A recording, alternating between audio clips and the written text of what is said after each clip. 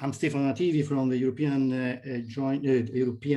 Commission Joint Research Center, and I have the pleasure to moderate this really interesting section consisting of 5 presentations plus a final discussion slot. So in order to leave enough time for our discussion, discussion, we really have to, stay in time. So each presentation are kindly required to take no more than 6 minutes. After 5 minutes, I will raise my hand so that you know that you have still 1 minute to conclude. So without any other ado, I would like to invite the first speaker, Nicola Pirrone, actually. Nicola Pirrone is Research Director of the National Research Council of Italy and Adjunct Professor of School of Public Health of the University of Michigan. And Nicola is going to talk about the ERA Planet approach to support the GEO and its legacy for Horizon Europe. Please, Nicola. Thank you, Stefano. Again, good afternoon to everyone. Just to give you a snapshot on ERA Planet, is a 6-year program funded in H2020, involves nearly 34 partners from 15 countries, mobilizing more than 33 million euro investment with 11 million contribution from a European Commission, and the rest comes from the co-fund of participating countries. So it's really one of the flagship program of the contribution of the Commission to the GeoWork program. And so the major goal is really to develop user-oriented and interoperable tools to support the policymakers and the stakeholders to identify cost-effective strategy when we implement environmental policy. And of course, also to reinforce the European research area in the domain of Earth observation as part of the GEO and Copernicus program. And ultimately, also to develop a research strategic agenda to reinforce the European role in the Earth observation domain at the European and the national level. Next slide, please. So the 3 pillars that are the 3 policy framework as reference in GEO in general, but for all those that are working on Earth observation, is the Sendai framework for disaster risk reduction, Paris Agreement on climate change, and the 2030 UN Agenda on Sustainable Development. With reference to this latest, to the last pillar, the ERA Planet project supports specifically 6 sustainable development goals that you see listed here. So next slide. So this is the conceptual approach. The overarching goal of ERA Planet was to develop a knowledge platform. So to demonstrate how you go from data to knowledge through the development of ad hoc tools that are data analytics tools, how to make data source of information and how to extract knowledge from these large data sets, and through developing ad hoc data analytical tools. Next slide, please. So you will hear today 4 projects that are focused on 4 different pillars. The SMERPS project is focused on urban area and how to deal with developing this smart application to make sure that all the citizens can be part of the urban management and create the smart city initiatives and so on. The next is GeoEssential, that is primarily focused on how to develop essential variable for the implementation of policy and how to develop a workflow for this. And so you will hear more about this. And then we have the project IGOSP on persistent pollutant that aim to support 2 very important conventions, that is the Minamata Convention on Mercury and the Stockholm Convention on POPs. And then comes with iCube, that is more focused on the Arctic environment, to how the Arctic environment, that is one of the sensitive ecosystem, has been impacted by anthropogenic activity, what type of data are available, how we can use this data, and what type of product can be delivered to policymakers. So next, so the major outcome of this ERA Planet, this is a huge effort, has been how to go from Earth observation data and what type of services can be provided to policy. So all projects have been contributing to this. The same, and then we have specifically enhanced environmental and societal resilience to specific urban area that, as I said, is the focus of SMERPs. And then we have geoessential providing knowledge on monitoring and management of environmental resources, biodiversity through the environmental essential variables. Then we have IGOSP that is developing a knowledge hub to support the implementation of policy for mercury and POPs. And then we have in iCube, as I said, improving holistic understanding of the polar environment, that is a complex ecosystem. Then we have also ERA Planet is contributing to the EuroGeo initiative that, as we know, is part of the GEO, is the European effort to the GEO work program. So to make Earth observation data and services to the service of a European policy, environmental policy. This is specifically IGOSP, but also a geoessential, how to use Earth observation cloud platform and how to process this data for the management of a natural ecosystem. And then we have also the showcasing Earth observation application to support different initiatives in GEO, like Atmospheric Action Group from SMERPs and IGOSP. And then we have also most of the projects are supporting the engagement priority in sustainable development. So this we have 3 projects specifically that you see listed here. And then go next, please, Gianluca. And then we have also how to strengthen transnational collaboration on Earth observation activity. Again, IGOSP and iCube, specifically for these global scale issues. And then also to support private sector in making, you know, these tools that have been developed as a part of the business and to create added value. But the next slide. Then specifically ERA Planet and GEO, several projects in ERA Planet are supporting the GEO work program by leading or contributing to the GEO flagship initiatives and the community activity, and to various expert group, including XCOM, high-level working group, program board. Then, of course, ERA Planet has been developing a draft of the vision for the future. So very soon will be made available this ERA Planet strategic research agenda that you see here, the table of contents. So this deliverable will be made public. This gives you a snapshot on what could be after ERA Planet in the framework of our Horizon Europe, for example.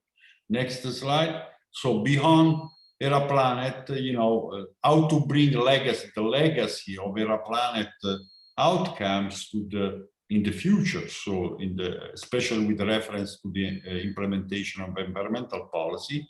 So you can go on with this slide, Gianluca, please. So so there are different suggestions, different strategy, different vision that I'm not going into the details now. Next slide.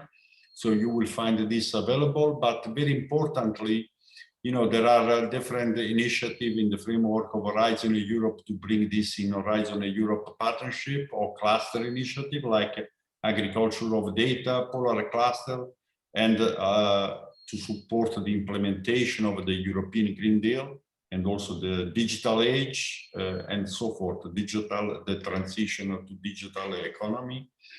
And there are, you know, different strategy that the ERA Planet Consortium is considering for bringing the legacy in the future. Next slide. So the latest, what we are doing now, we are redesigning the ERA Planet web portal, more oriented to dissemination and outreach, since we will keep this website for the next 5 years. We will update all the project web portal, so of the 4 projects, to provide more detailed information on the knowledge hub available, virtual lab, workflow, and Earth observation data catalogs that have been developed in the 4 projects.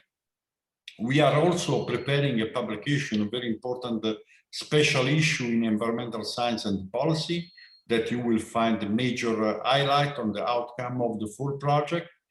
And then, of course, there are a number of public events that will be held in the coming months, in which the Era Planet product will be presented. This will include also the Era Planet final meeting that will be held in October. The date will be confirmed, but will be the second half of October. Possibly we will try to have a face-to-face meeting if the pandemic will allow us to do that. And so I think that was my last slide. Yes, thank you. It was a very quick overview, but of course we will have opportunity to discuss at the later part of this session. Thank you. Thank you, Nicola. Thank you, Nicola. I mean, sorry if I push you, but you know, I mean, we have to you know. I try to be fast. Question for the last part. So let's move on. The same rule here. If I raise my hand, please go on and conclude. And the next speaker was supposed to be Evangelos Gerazopoulos, but I know that he couldn't make it, and so we have Eleni Athanassopoulou, and welcome, Eleni. And she's from the Institute for Environmental Research and Sustainable Development of a National Observatory of Athens, NOAA. So please, Elena, your presentation, sorry, the title is Resilient and Sustainable Cities and Human Settlements. Please, Elena. Good afternoon from me as well. I hope Evangelos can join us later for the discussion. I work with him the last 10 years, and I wanted to present this time not just the project, but also to give, let's say, a mirror of this publication we expect to be published in the Environmental Science and Policy Journal. So to begin with, there is no standardized or universal definition of smart city, because it may be perceived differently by different stakeholders. The EU, although having the term affixed to the ICTs, pushes its scope to encompass urban sustainability and quality of life. The overlap of objectives between smart cities and sustainable urban development was globally solidified by a recommendation by the UN, which lists the KPIs to measure the impacts of ICT on sustainability. According to GEO, the development of resilient cities, the assessment of urban footprints, and the provision of objective information to stakeholders should explicitly involve Earth observation and also the disaggregation by geographic location. So SMERBS revisited the smart city concept via leveraging Earth observation and worked towards enhancing environmental and societal resilience to urban pressures such as air pollution, disasters, and city growth. So in the slides that follow, I will give an overview of our smart urban portfolio, the foundational aspects of solutions along with their impacts. Here you can see how the online and openly available portfolio of smart urban solutions is constructed. So this is a snapshot of the website information. We have more than 40 solutions exploiting several EO platforms via tools, products, and services to support urban planners, decision makers, and other stakeholders. And you can also sort these solutions by theme and the EO platforms utilized. Next, please. The portfolio is currently implemented in approximately 30 cities in and outside Europe, almost in 15 countries. And there is an interactive map there that once you press upon a city, you can see the specific characteristics of the city, the specific city pressures, as well as the implementation of the solutions. Next, please.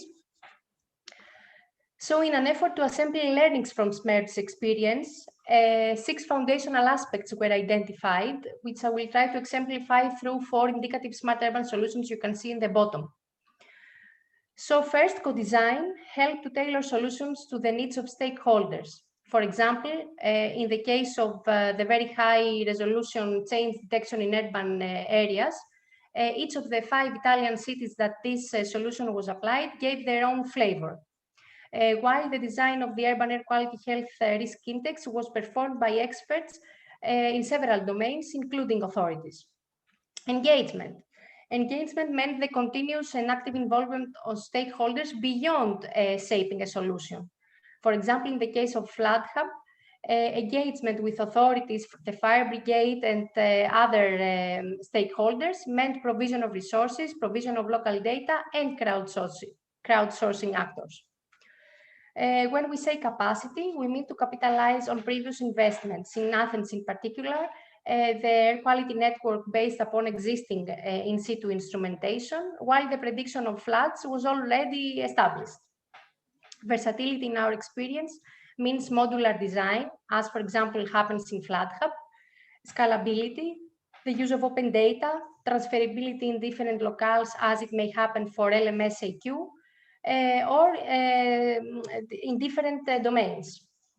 Real-world implementation or else piloting brought feedback about refinements, tailoring, quality control of solutions.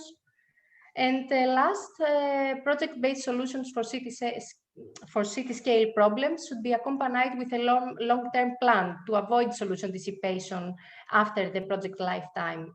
For example, the VHR UACT is now officially supported by the Italian state. So when these aspects are purposely interlinked, then capacities are found to be maximized, risks are minimized, and obstacles are overcome. Next, please. So as SMERD's lifetime shortens, it is beneficial to examine the project and vision objectives in line with the actual impacts. Most solutions are bound to scientific publication, innovation, research opportunities, and trainings. Environmental impacts include resolving air quality issues, preparedness to natural hazards or man-made hazards, and real-time information for citizens. Capacity building or development held important weight through cooperation. For example, the research investment on innovative sensors in several cities such as Athens, Leipzig, Gothenburg showcases this aspect. Then social impacts were also recognized, especially in terms of improving social resilience of sensitive populations, for example, asthmatics or migrants. Products and information were developed to lessen the health risk due, for example, to air pollution episodes. Political impacts were relevant mainly to decision-making, but also regarding migrants, where inadequate housing in Bari or vulnerability to natural hazards in Athens were studied again and gave knowledge to this sensitive field. Last, the monitoring of the urban landscape can lead to prospective cultural changes in urban development and also hold several economic implications. Next, please. So in conclusion, us, European Earth observation experts, have worked collaboratively with urban planners, and we have justified that Earth observation is a valuable and necessary means to surveil the planet and to tackle environmental urban stressors through smart city applications. The EO platforms, when combined with health and socioeconomic information, resulted in a smart urban portfolio, which has the ambition and the proactivity to remain relevant, openly accessible, and sustainable. Co-design, engagement, capacity, versatility, piloting, and sustainability are the 6 foundational aspects that gradually emerged and maximize the osmosis between the Earth observation and the smart city concept. Overall, SMERDS has been an EO ambassador within the Smart City Initiative, and its legacy and resources first led to the formulation of the Urban Resilience Initiative in GEO. And since then, resilient cities and human settlements have recently become its fourth engagement priority. That was all from me. I hope I kept the time. Thank you. Almost there, Eleni. Thank you very much. Okay, so let's now, sorry, no, not this. Okay, let's now move on and go to the next speaker, Professor Anthony Lehmann. Anthony Lehmann is a professor at the University of Geneva. He's an ecologist as well. And I think that is very well known in GEO. And he is going to talk about extracting some Sustainable Development Goal indicators from measurements of essential variables. Please, Anthony. Hello, everyone. Thank you for the kind introduction. So indeed, I will try to focus on one part of this quite large project that we had, focusing on essential variables to try to transform data into indicators through the use of essential variables. And then we did that further developing the VLab technology that Stefano and Paolo Mazzetti from Siena had put forward as a solution to bring the knowledge that we have through workflows, ontologies, products, and connecting them next, if you can just click, to the GEO platform. And we wanted to demonstrate in this project workflows, concrete functional workflows from data to indicators, connecting all this with the VLab. Next. So our project was quite successful in publishing its results. We have now about 119 publications ready, and I will present some of these outputs in the next slides, please. So first example is a workflow that we developed on land degradation, addressing the indicator SDG 15.3.1 on land degradation, where we moved from the data through EVs to produce the different sub-indicators and create knowledge about this land degradation. If you can click to bring the rest, this was done by getting data from different data sources, using different platforms to process them, and then exposing them also with different solution. And and using, here is the link with the essential variables, different sets of existing essential variable. Next. So the output of this analysis was produced at Swiss level, European level, global scale, and is made available on the GeoEssential platform. Next. Another example come out of a quite complex model addressing water stress across Europe on a monthly basis, and the output of this model was also analyzed through the VLab and made available on our GeoEssential platform.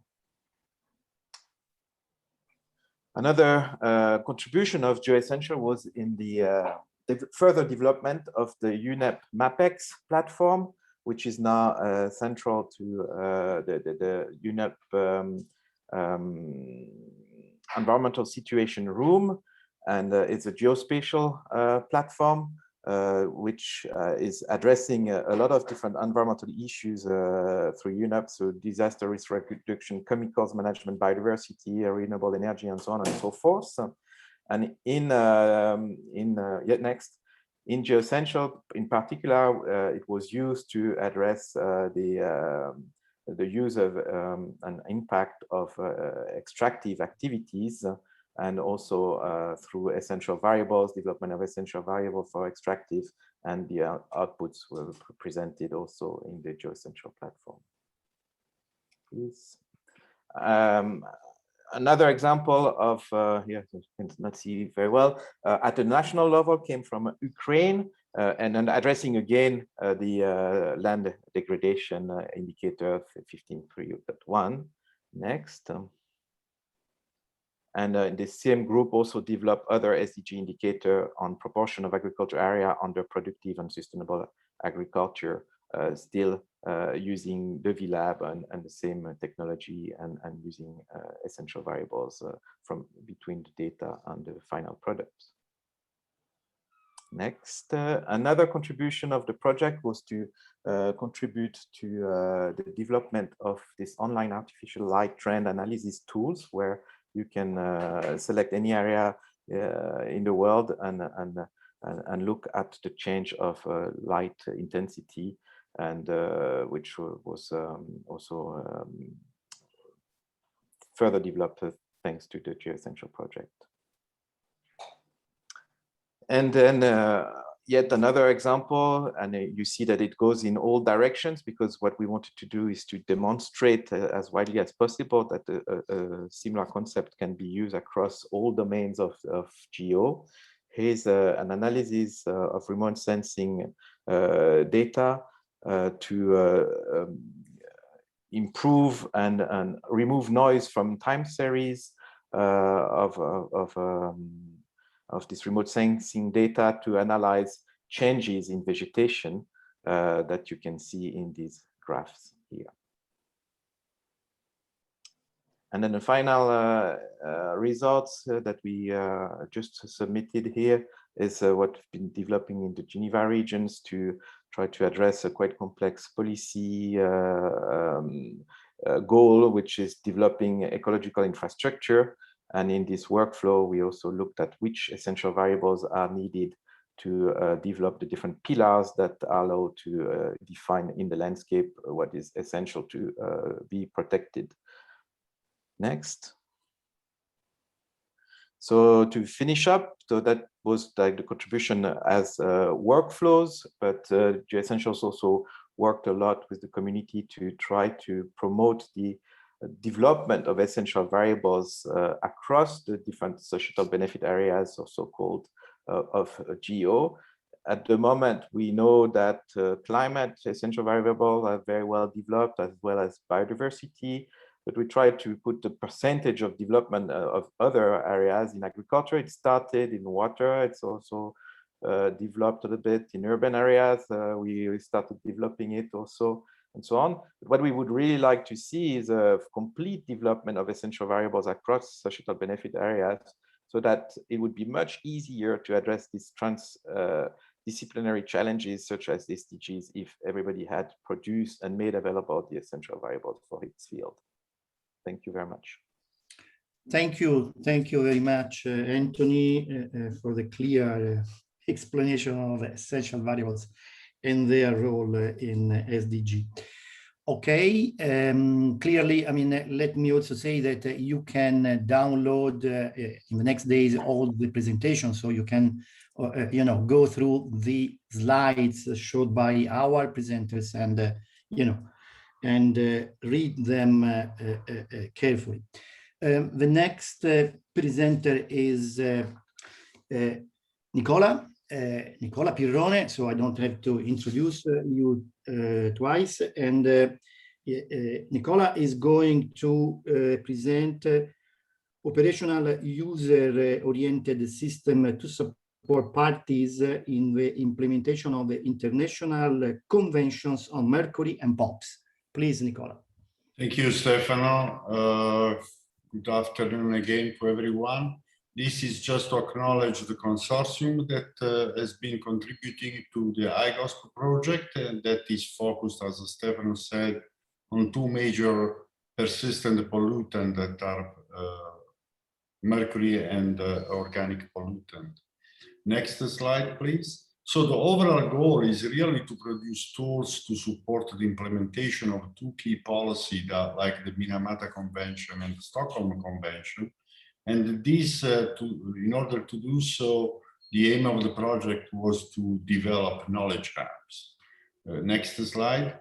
So what we have done is really to integrate real-time monitoring data from various platforms, satellite and in situ platform, and aircraft, and then to power modeling and data analytical tools, and to advance also the capability of data sharing and interoperability. So this goes under the name of a knowledge hub, so virtual lab, or whatever, you know, something that end user can really use and to use monitoring data and to elaborate cost-benefit analysis. So next slide. So with reference to persistent organic pollutant, that this task has been coordinated by Maastricht University at the Research Center. That is the focus of the Stockholm Convention. They have developed a very nice data warehouse that allows you to show the monitoring data, to do elaboration of data, long-term trends, and the number of operations that you can do with this data. Next slide. And then we talk about the Knowledge Hub for Mercury that lumped together a number of tools and data in order to answer relevant policy questions that we are getting from the policymakers and the stakeholders. So here we have been using a lot of observational data from different platforms, and we use this Knowledge Hub to co-design policy scenario. So can you go on, Gianluca? Yes, go next slide. So for example, this is an example of what are the policy relevant questions that we get from policymakers. So they want to know about spatial pattern, if there are gradients between different parts of the Earth, if you have a change, a significant change over time, as soon as you implement the cost-effective strategy under the convention, and if the trends are consistent with the model estimate, and what is the relative contribution of different emission sources, what are the key processes that may affect the cycling of this pollutant, and what are the major exposure patterns that can influence the impact on human health, but also on ecosystem.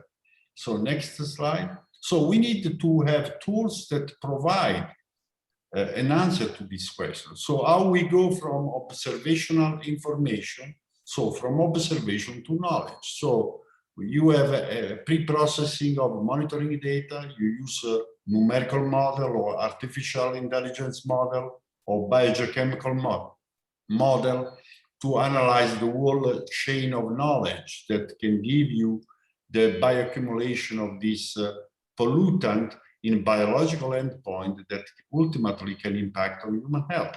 Next slide. So, for example, we have been merging different observational data coming from different networks. So you can see here on this map, the current data, where are the monitoring sites, and as you can see, there are a lot of data gaps worldwide, like Africa, Asia, and also several parts of Latin America. So the effort is really to merge all these data sets and also with the satellite information. Next slide. For example, this is an example of a workflow that is available on the project website, so you can play with this. So you can co-design a number of emission perturbation experiments, reducing emission in several parts of the world, and see, for example, 50% reduction in Europe, North America, or East Asia. What is the benefit in terms of concentration to ecosystem and also to bioaccumulation in biological endpoint, like in fish, for example? What is the variation of the position of this? And also gives you also the statistical significance of this estimate. So it gives you the percentage of reduction in every UN region of the world, and also how significant is this reduction or increase, depending on the policy scenario. So we have been establishing a strong link with the policy stakeholders. The project has been participating to several policy meetings that you see listed here in both Minamata and the Stockholm Convention, supporting also the effort of UN in evaluating the effectiveness of a measure under this convention. And also we are part of other European projects like eShape, where the aim is to power this application in different, to make this application available to stakeholders and end users. Next. That was my last slide, so I am open to any questions at the end of the session. Thank you. Thank you very much, Nicola. We will leave the question at the end of this session. So we have now the last presentation, but not certainly the least important here. The presenter is Professor Tukka Petaya. I hope that my pronunciation is not so terrible. And he is a professor from the University of Helsinki, and he is the vice director of Institute for Atmospheric and Earth System Research of the University of Helsinki. Please. Thank you. So can you hear me well? Yes, I do. Very good. So greetings from 65 North. So I will present the iCube project. And so the iCube stands for Integrative and Comprehensive Understanding on Polar Environments. And as indicated by Nicola, we combine the observational capacities related to atmospheric composition and air pollution, also mercury and persistent organic pollutants are part of our activity. And our aim is to then integrate the in situ capacity and the observations into satellite monitoring. We have specifically worked on characterization of Arctic surfaces and glaciers, and that connects then also to, for example, hydrology around Greenland.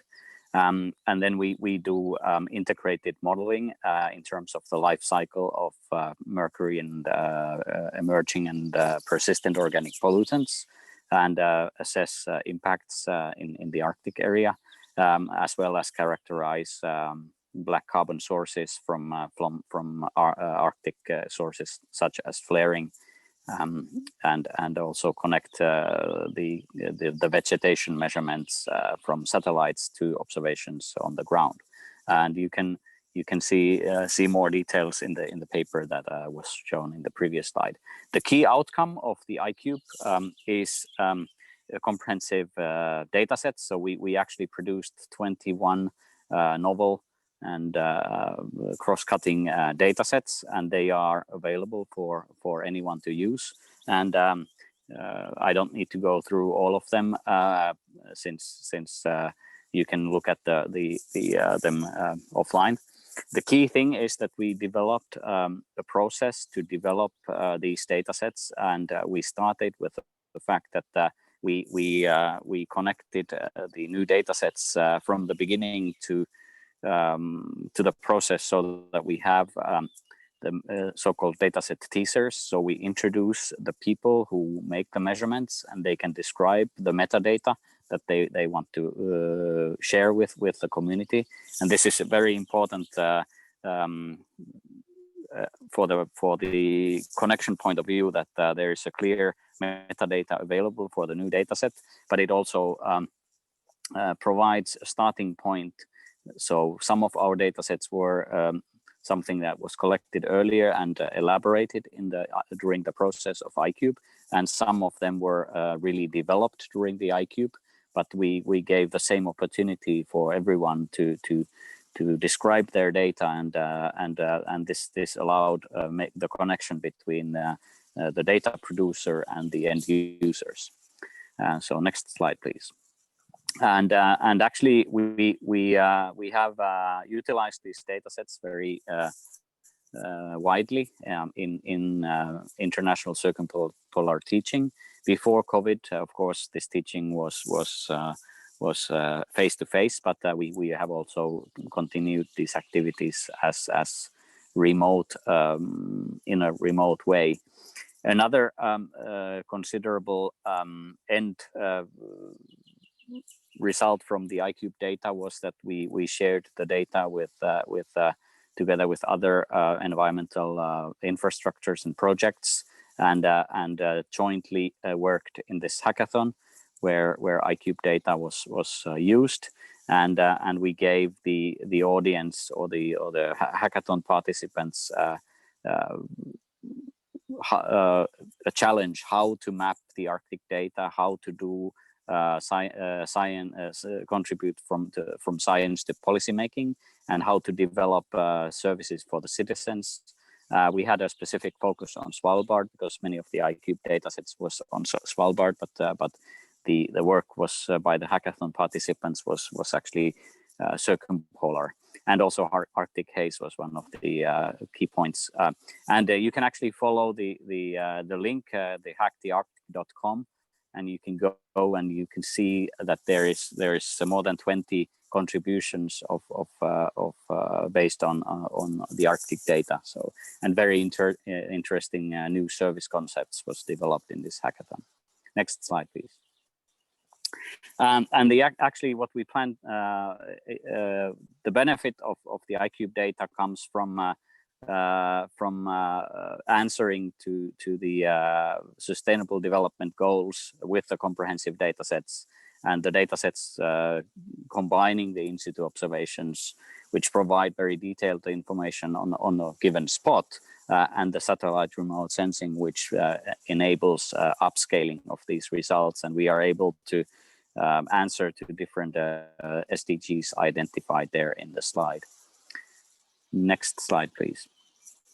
So that's end of my presentation. So if you want more details, particularly the science that was behind iCube and also the data sets, just let me know, and let's lead to and go to the discussion section. Thanks.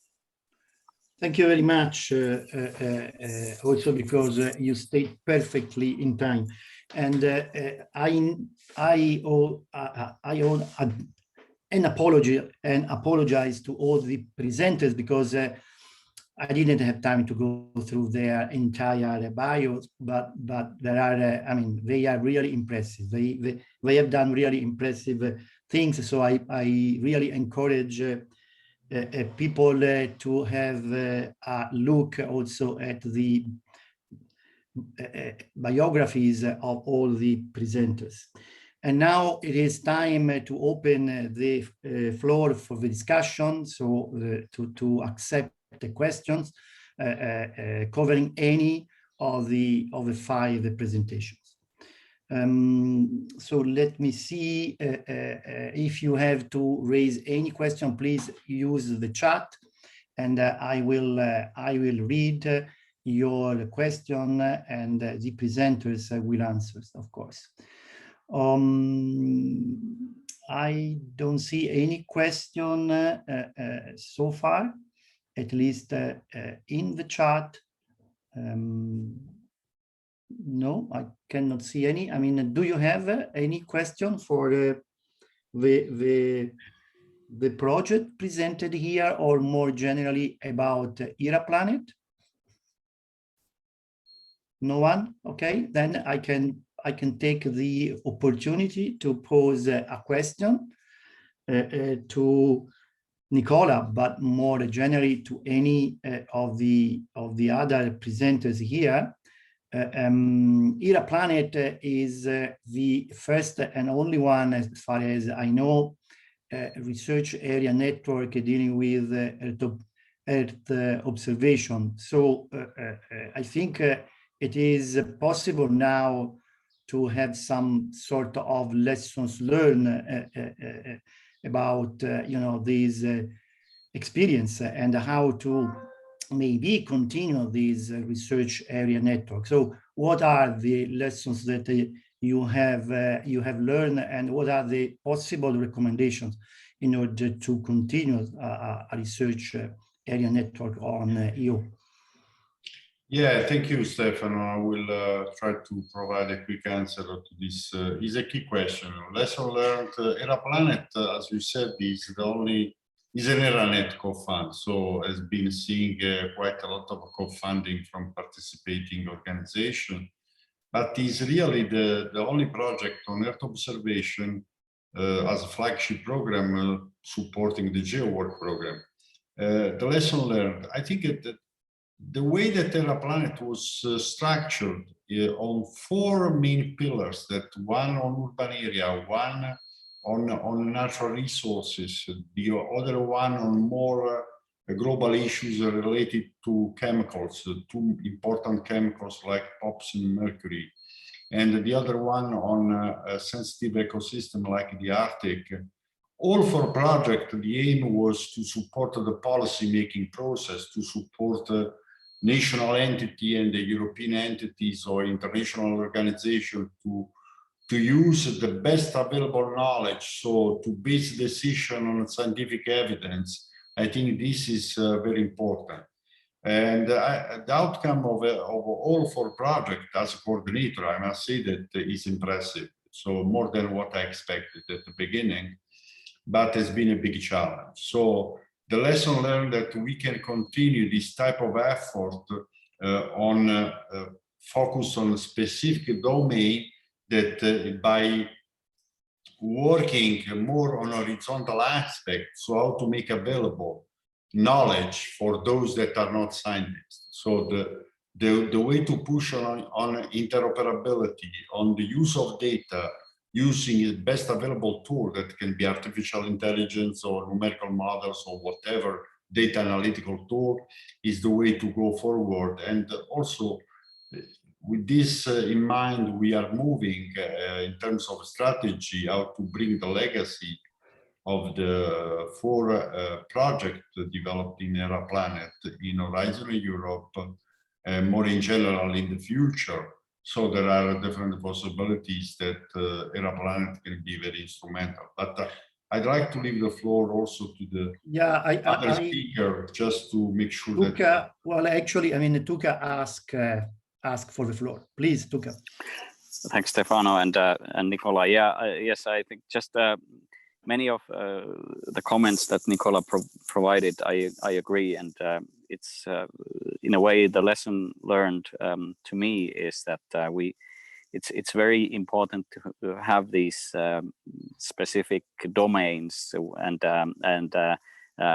but the challenge, of course, in this structure was that the majority of the funding is in kind, so the activities has to be connected to the institutes who support the work, and I think we did well there to make the connection to the ongoing activities, and then the Era Planet funding was then to provide or support for this production of data and the added value coming from from providing this data. And I think this was something that it was good that we had these four projects, because we all had our own expertise. So I think there was also support from between the projects to push the people to share their data and develop these joint activities, and also training for example in iCube to push for this VLab activity, which was something new for the whole consortium in iCube, almost all. So I think there was important point was the four strands and the support that we got from this, and the connection to ongoing activities, and the EU providing then this glue to provide the data then to the end users. Thank you. Thank you very much. In the meantime, many questions arrive. But I mean, before I go to the other question, I see that also Anthony asked to say something. Please, Anthony. Yes, it's also a reaction to the one of the last comment that this is nice but a little bit Euro focused, and at least for GeoCentral, I think, but also for the others, the legacy that we would like to have is to improve the implementation of these workflows connected to the Geo platform to allow a much faster move from data to knowledge. And though we through all these examples, I hope we demonstrated that it is feasible and the way to go. And also, of course, in order to be able to do that and address these interdisciplinary challenges represented by SDGs, we need each community to make available its data and select and decide what is essential to be measured. And we had a presentation on essential variables yesterday, which was quite interesting and successful. And we see we are really progressing in getting there. But it's also a matter of emergency somehow. We don't have 20 years to get there. We really, every community needs to make all this data available. Thank you. Just let me try to summarize the questions that I see in the chart here. A couple of questions by Joan Mazot about the possible cross-cutting or horizontal topic such as the use of FAIR, the FAIR principles in terms of data findability, accessibility, interoperability, usability, etc. So, this is one question. Then we have the question that Anthony addressed about, how we can, shift these European experience and contribute more to geo. But Anthony, I think, already answered, at least as far as essential variables and workflows. And then another question was about citizen science. The point here is that the policymakers, of course, are a privileged user because it is also part of geo, of course.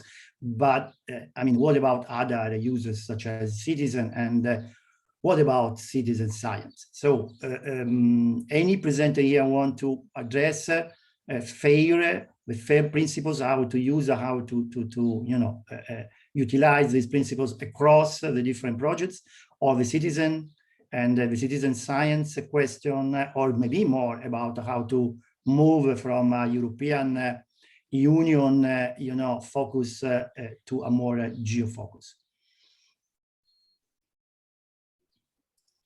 I could say maybe a few things about citizen science in SMERBs, in general, citizen participation or interaction or involvement in general.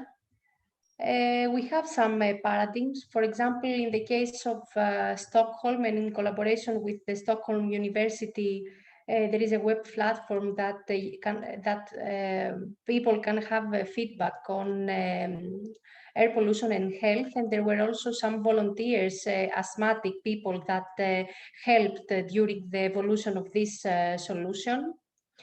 Then, in collaboration with Tropos, we have used backpacks to measure black carbon, and indeed, currently in Athens, we run a campaign using microethalometers to monitor personal, microethalometers to monitor air quality around the center and the port of Piraeus. There was a PhD given and accomplished in the frame of SPERBs that was relevant to citizen observatories, and mainly a global review concerning citizen observatories. And also FloodHub, which was a solution that I previously showed and is applied currently, is operational, not operational, is implemented in Athens. Uses some trained group of people as people from the fire brigade to provide the crowdsourcing information to the solution, so that information on floods is optimized. That is all I remember at the moment with respect to citizen involvement. Thank you very much, Eleni. I see three other hands raised. First, Nicola, then Tuka, and finally, Evangelos. Yeah, very quickly. Thank you, Stefan. I see some question in the chat regarding how to bring this European experience in other parts of the world. Of course, when we talk about a knowledge hub, these systems that are interoperable allow also to do some scaling up or scaling down in the application. Of course, we need a lot of more work. This is still prototype level, but that is the direction. And also the other question about the geodata working group. Several of us are already contributing to this working group. So information are delivered, but can be delivered more in the near future. How to, where the data are, how this, the management principle data sharing. There is a lot to discuss about this, but the ERA-Planet community is already providing an important contribution to different geo context in place. That's all. Thank you. Yeah, thank you. Tuka, please. Yeah, touching two questions. First, the FAIR data, and then the expansion from Europe to global. I mean, I think the provision of the FAIR data is very important, and as Nicola said, in a way, it is built into this knowledge hubs, as well as the iCube datasets, for example. The global aspect and scaling up is very clear for the Arctic, because that's by nature circumpolar, and also within iCube we had European participants, for example, working in biodiversity and satellite remote sensing of Arctic surfaces in Alaska. So that's one of the outcomes of the as a data set, and also summarized in the paper that I shared. And so that covers part of the circumpolar Arctic, and along with the European partners, we actually invited several Russian collaborators to provide their data through our as our data sets. So they were actually the data is originating from Russian Arctic observation sites, for example, on Mercury, and this is provided as a FAIR data set, and also the remote sensing, which was done together with GeoEssential on artificial lights, that it was also applied to look at the flaring in the Russian Arctic. And so there is a clear indication of going beyond Europe. Also, the Mercury analysis that we did included analysis of contribution of the Russian Arctic rivers to the Mercury balance, and that was in that sense also going beyond Europe. So that's just a few snapshots that we did, and it's important to expand beyond Europe and share the data in a fair way. So that's all. Thanks. Thank you very much, Evangelos. I think that your intervention is going to be the last one, because we have almost there. Please, Evangelos.